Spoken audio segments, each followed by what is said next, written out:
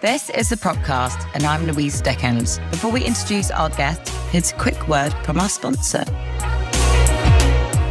Hi, I'm Leon Cantor from Future Place, organisers of the largest tech and innovation event for real estate in Australasia, the Real Estate Innovation Festival, taking place from 9th to 10th of November in Sydney. For more information, please visit realestateinnovationfestival.com.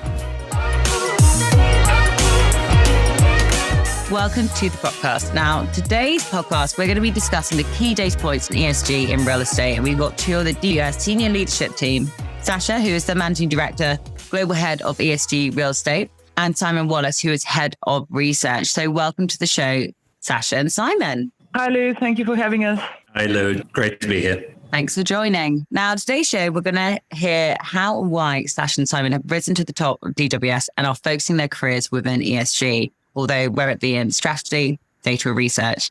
Now, they will share key data points and trends they have seen and what effects it's having, obviously, on the strategy, but also the variables that are affecting these. I mean, there's rising interest rates, inflation, geopolitical uncertainty, and I'm sure this could affect our wide adoption of ESG and technology. Where is it prioritized in businesses' agenda? They'll also share what products DWS have found to be useful in their workplace and the integration that happened across, I think it's 902 billion assets under management or something crazy like that. And the company, DWS, by the way, everyone, is about 3,600 employees. I've taken this from the website, so I hope it's roughly accurate, which no doubt has some serious legacy systems considering it's about, I think, 60 years old, so forth. But also at the end of the show, where Aleksandra's also going to be talking about what other products she's seeing externally across different verticals, whether it be IoT. So also looking outside of just purely climate tech. And then everyone's talking about regulation at the moment. Some people might not think it's the most exciting thing, but it is certainly one of the most important things. So they'll be sharing what regulation changes they've seen in the market as well. And we'll be finishing with the classic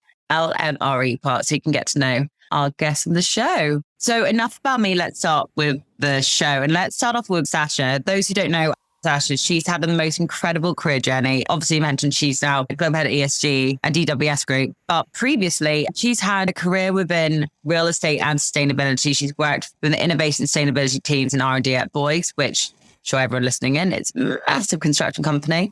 Then obviously went to work at CRREM Global Investors as Global Head of ESG. But obviously for the audience, tell them a bit more about how you originally got into sustainability within real estate. Well, my journey has been, if anything, unorthodox. I started as an architect in Serbia. I've moved to the UK in 2006. And actually, due to credit crunch, I've discovered sustainability. If that's a silver lining, I suppose that one can count as a good effect, because the company I worked for originally, this is a high-end residential. It's not really the prime suspect for ESG or sustainability in architecture or real estate. But then I moved to work for Bouygues UK, and I worked for a set of schools, the design manager. And these schools were part of the Building Schools of Future program, which is a great program, finance, development new schools. And one of the requirements was to achieve sustainability certification to a certain level. And this was part of my job to deal with. And actually, I really loved it and I saw how it actually fits together and how important it is and what I can do. When the opportunity opened to go full-time in sustainability within real estate, I took it. And then ultimately working for an asset manager across the entire real estate portfolio globally offers an opportunity to really use my primary expertise as an architect and worked in a construction company, but also have a big impact on sustainability terms because the policies and strategies that are set then apply to the entire platform. Now, for those listening in and don't know DWS Group, it's one of the world's leading asset managers with 900 billion assets under management. I mean, that was as of March. So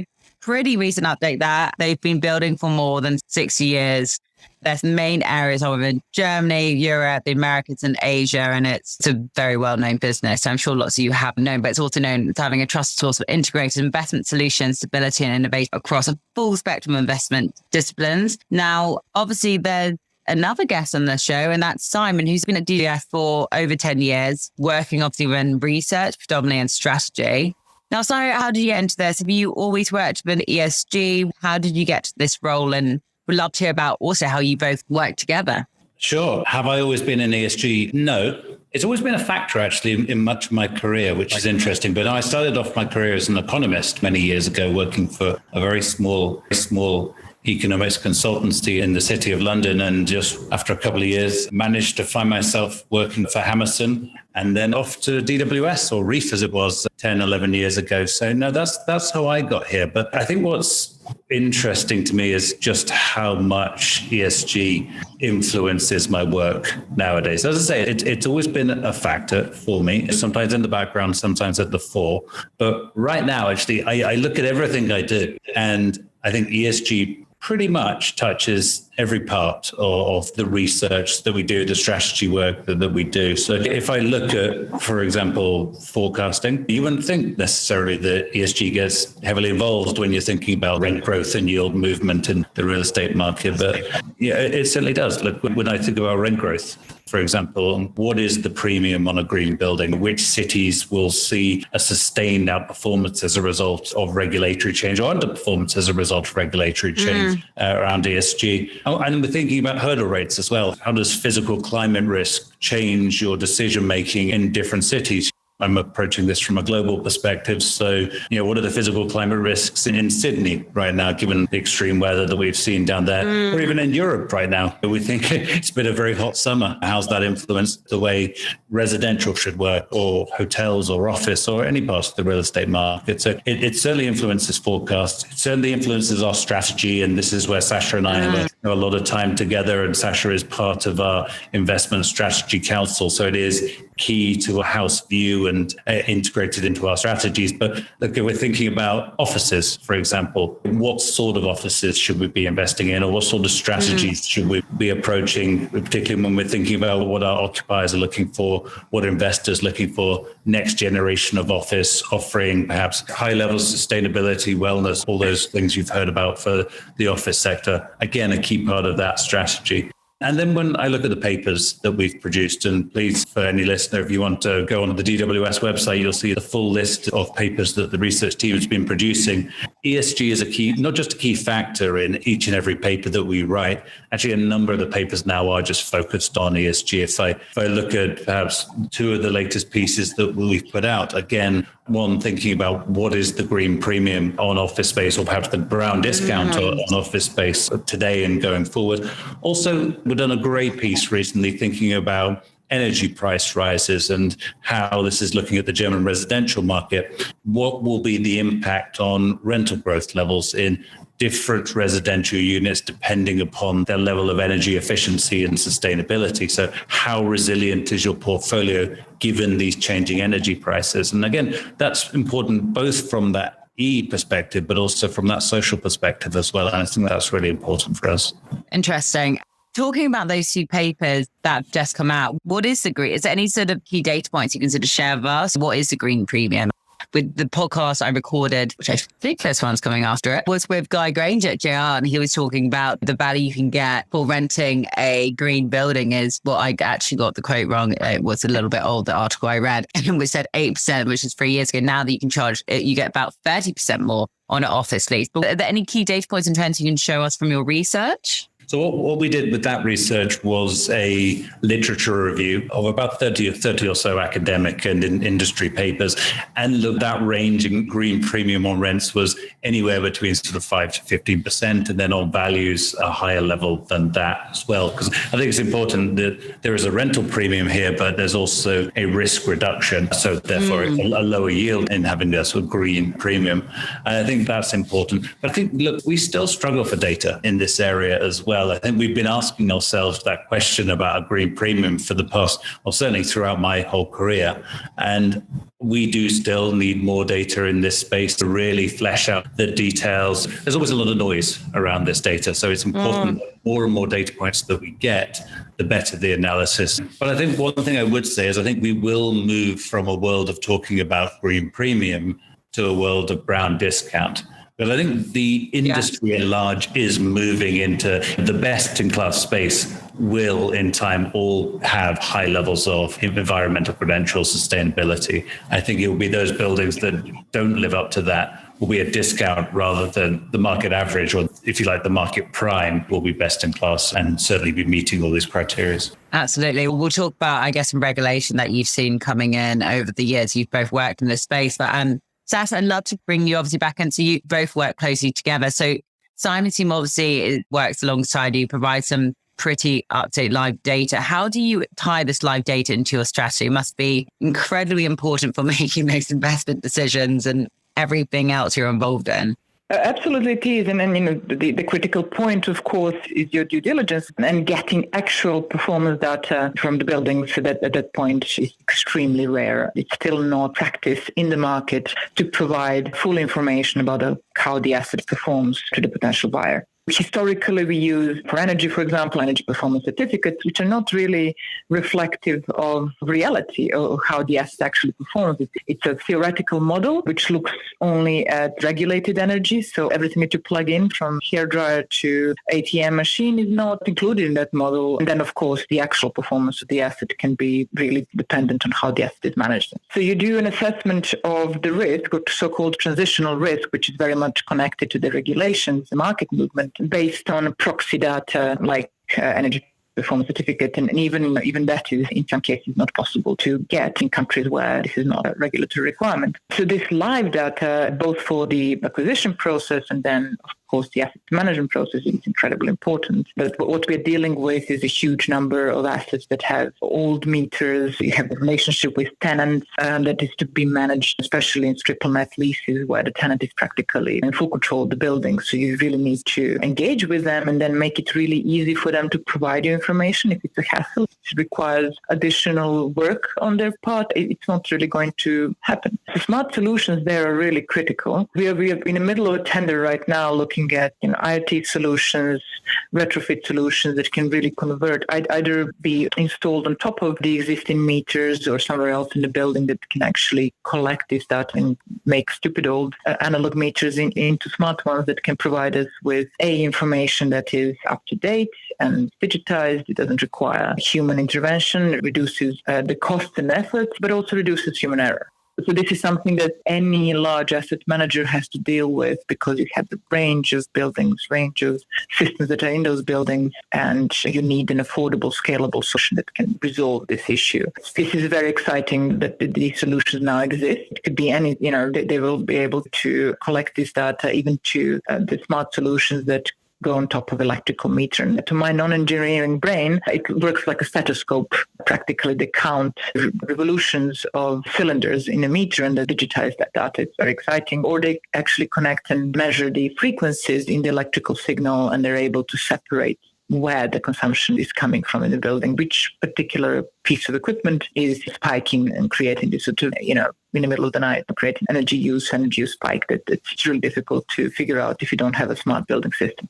These solutions are really next generation, really exciting. This is not something that existed 5 years ago. Quite a lot of these problems that we're facing right now. And I think we're at a flex point where, ideas like this and solutions like this are becoming and scalable, really. They're coming out of startups into proper products that can be used in a portfolio that it's really large, like ours. It's really exciting time. Aleksandra, thank you for that. And I agree. I do think we're at a turning point, especially from DWS asset managers. I think obviously we hire for the scaling businesses, and they seem to be scaling their hiring nonstop, which obviously means their products being adopted. But we also help hire these innovation, ESG and integration teams into these businesses, and they're all hiring as well. So something must be happening. That's what we're seeing from a talent and skill point of view. Now, what I'd also love to hear about is what are the big variables you've seen that's affecting these, I guess, the adoption within ESG. We've obviously seen, sadly, rising interest rates, inflation and geopolitical uncertainty. Will this affect, and this is a question that keeps coming up, do you think this will see the same amount of investment and adoption of ESG? We've obviously seen it increasing. Simon, you might want to go first in this one, as you're obviously heavily involved in the research side. And then obviously, Sasha would love to hear in terms of your investment strategy, your take on this as well.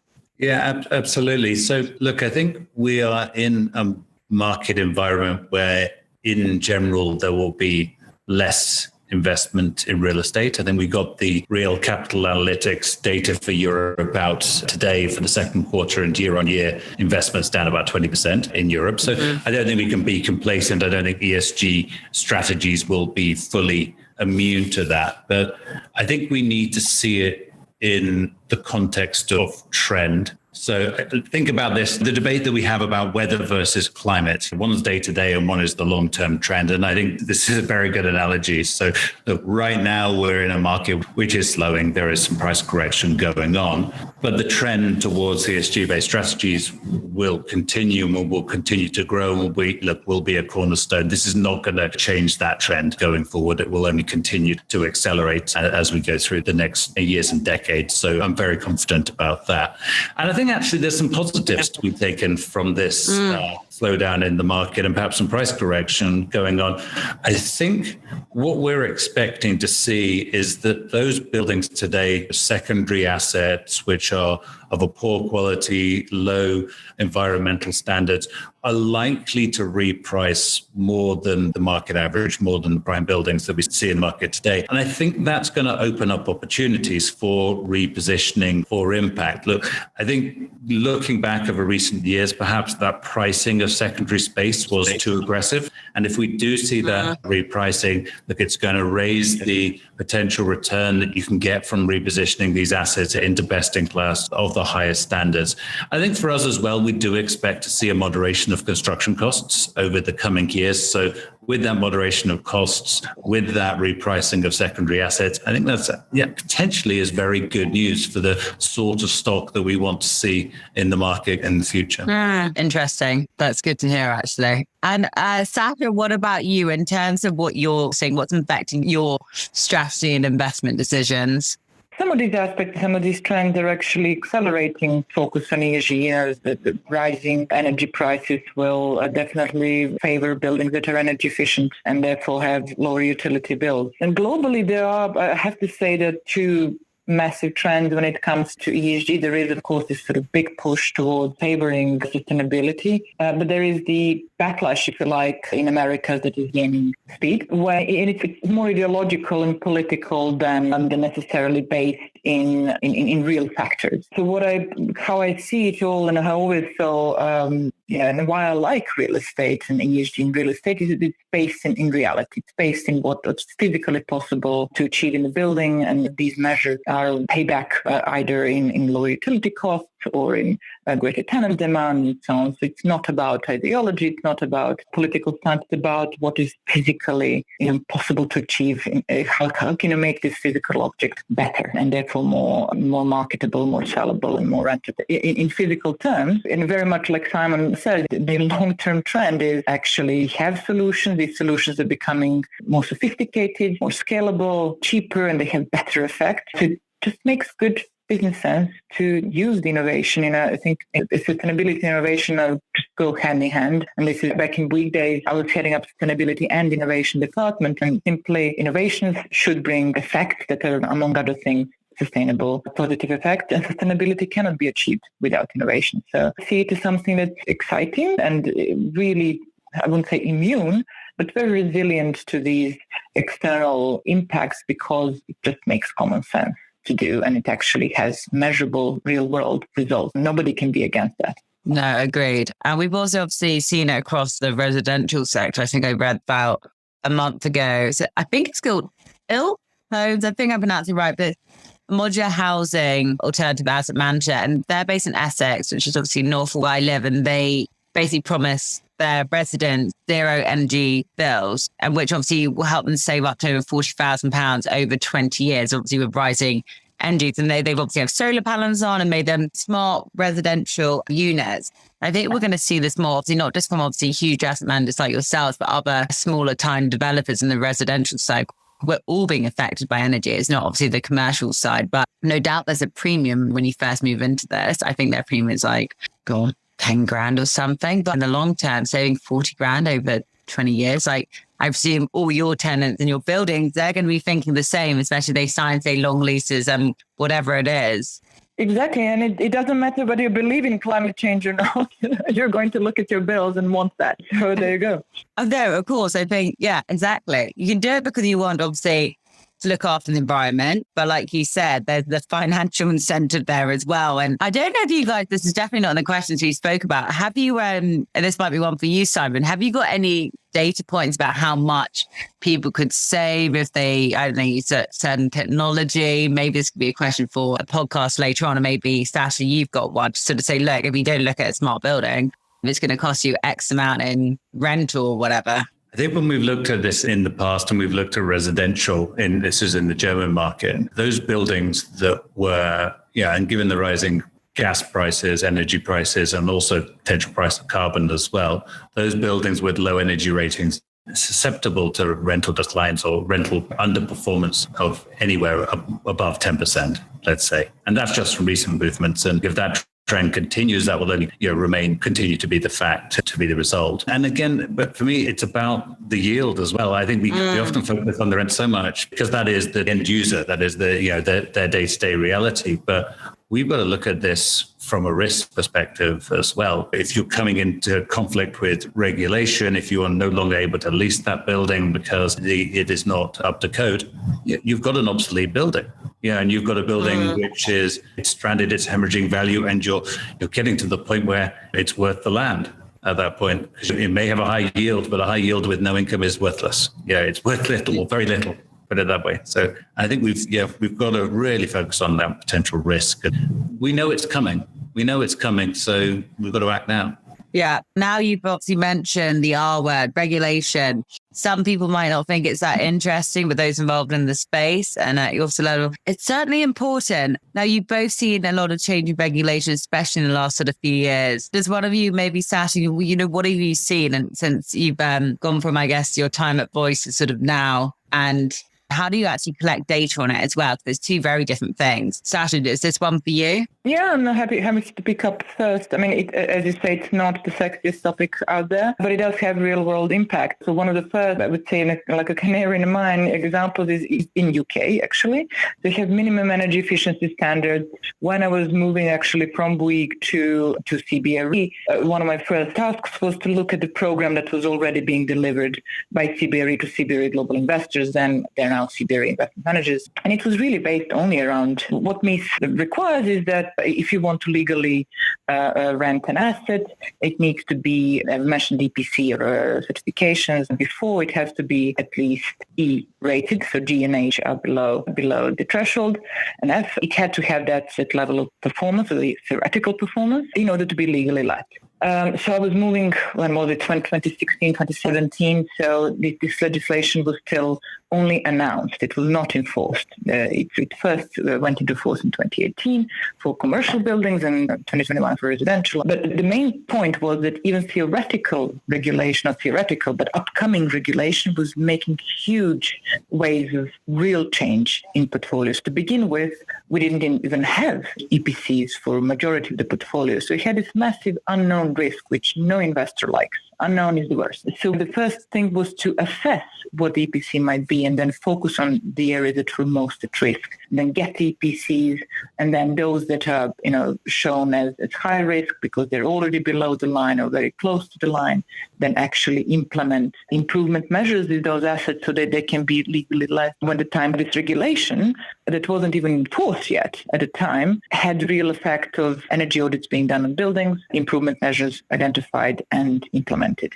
And that has only accelerated. And in UK, we are now looking at EPCC as the minimum. Similar legislation is enforced in Netherlands, looking at office buildings. There is a lot of talk and proposed regulation in EU to have the similar legislation across all of the EU. And you can see something similar across the globe in America, depending the state or the city. They will have similar requirements. So regulation of that kind, which is direct linked to building code, has very much direct real-life impact. But there is even more or less direct regulation that seemingly might not have such a physical impact on assets. So SFDR, or Sustainable Finance Disclosure Regulation, which is now enforced throughout EU, really requires investment portfolios to disclose what it is that they're doing when it comes to ESG. And part of the requirement, without going into huge amount of detail, is to report on what they call inefficient real estate. And this legislation defines inefficient real estate as any asset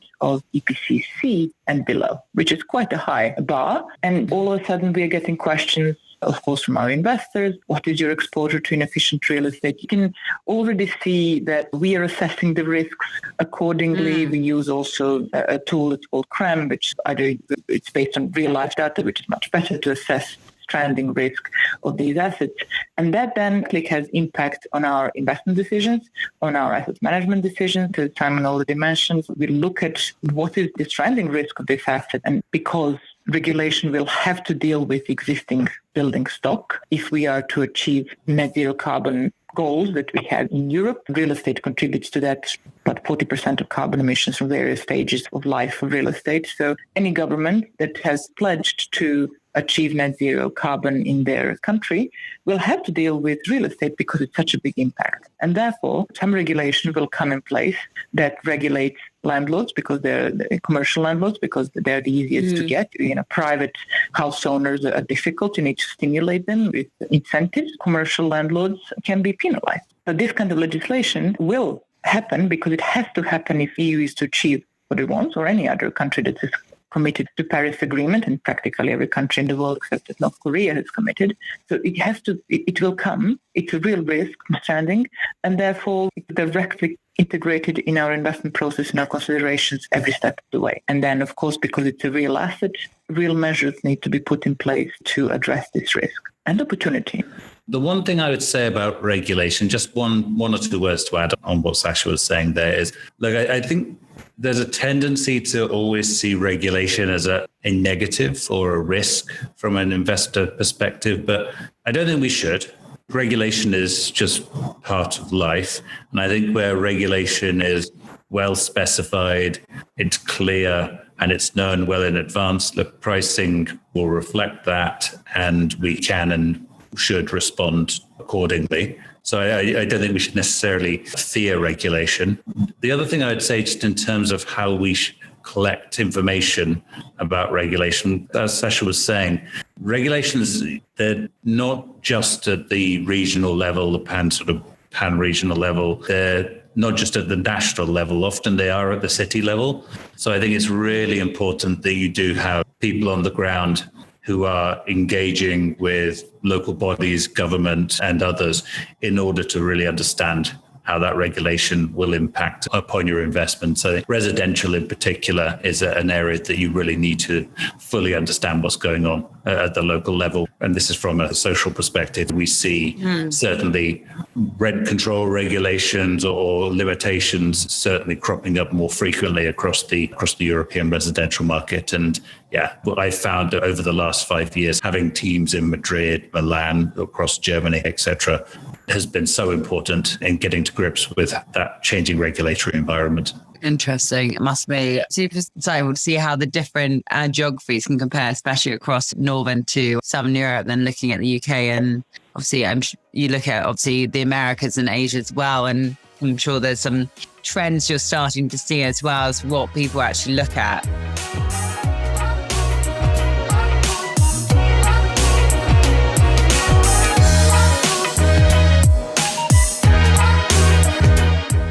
We've come to the LMRE part now, but first, here's a word from our sponsor.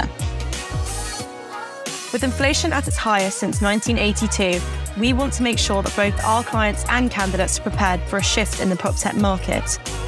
A huge advantage of our consultants being 360-degree PropTech recruiters means that we can communicate regularly on both sides of the business. Our job is to make both the hiring process easier for clients and the job searching process easier for candidates. In short, a recession can be intimidating, unpredictable, and tumultuous. But it doesn't need to be. We at LMRE are here to help. Head to our website, lmre.tech, and we can find the right talent for your company's needs.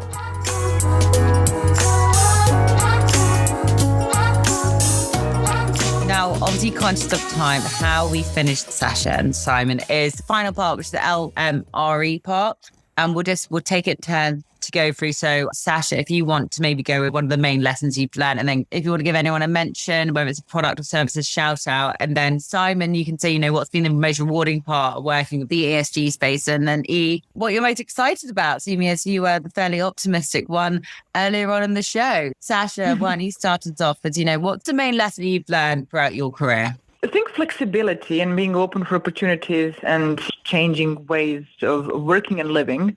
I'm Generation X. I'm born in the 70s, and I'm that generation went from analog way of working to digital way of working and had to adapt on the fly. Another adaptation was really recognizing the importance of ESG and switching career halfway through. But it's been incredibly rewarding to be able to do any of these things. So I think if you want to be successful and satisfied in your career, being flexible and open-minded, not too stuck in your ways, the best advice I can possibly give. And then under I've already talked about this sort of IoT solution, love innovation, these kind of smart things that geniuses all around the world come up with, and then the spin-offs from universities and so on, that is really resolving real-life problems and issues is what gives me hope and optimism. So again, without naming specific products, but these solutions that are really addressing a major problem in real estate, which is, as I said, if you want to manage something, you need to get good data, and having live data from our assets is a critical issue. So I'm looking at that space very carefully.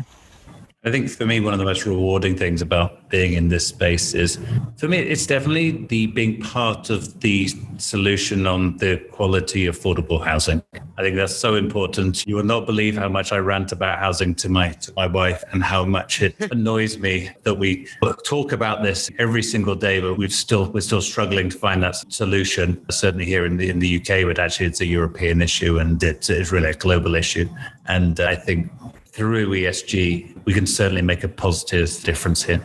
Absolutely. And then that's the last question. What's the most exciting part of working with ESG for all the listeners? Obviously, it's an ESG themed season. So to get more people into roles in this space like both of you, what are you most excited about? Maybe I can take that. I know Simon was supposed to take it, but I mean it full time, and I was again at the flex. It used to be the last thing on everybody's agenda. It used to be value engineered out of business, and now what really excites me is that ESG and sustainability as a whole is seen as added value, as something that should be embedded throughout the business, and that sort of makes the business better. And I feel that is very exciting. And it's because of that a real career. Back when I was switching, it was not seen as the most prudent decision, at least by my parents, who still don't understand what I'm doing. But it is an actual career, and you can actually have meaningful results and, of course, be successful in your own life. And Sasha, I'm a geek, so treasure trove of data that ESG is going to provide me is exactly what I'm excited about from a research perspective. Going back to Sasha's point, I think obviously ESG was never the first thing on their business agenda. Now it's certainly sort of creeping up. I even find myself, obviously I'm learning a huge amount whilst speaking to likes yourselves and people in this podcast. It's coming up in dinner party conversations. My friends from obviously cross sector, because obviously every industry is affected by this, and especially the social part. So, I mean, on my side, that's sort of what I'm excited about, learning more about this space, but also working out what involvement we can all have. Now, look, I wanted to thank obviously both Simon and Sasha for joining us. Looking forward to catching up with you both separately after the show to go into a few more of these points you've made. But no, thank you so much, and I hope you enjoyed it. Thank you. Thank you, Lou.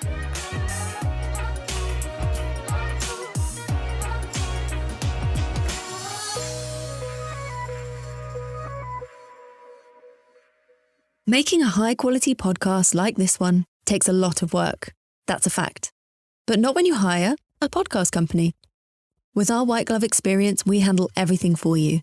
From guest outreach all the way through to publishing and promotion, we handle it all. You show up to hold great interviews and build relationships with your guests, and we take care of everything else. Podcasting is not just about the audience. Every podcast interview is the start of a new relationship. With a weekly podcast, you'd build relationships with 52 ideal partners or prospects through your podcast interviews over the next 12 months. Do you believe that 52 new relationships would help grow your business? We do. Contact Jason at apodcastcompany.com and let's talk.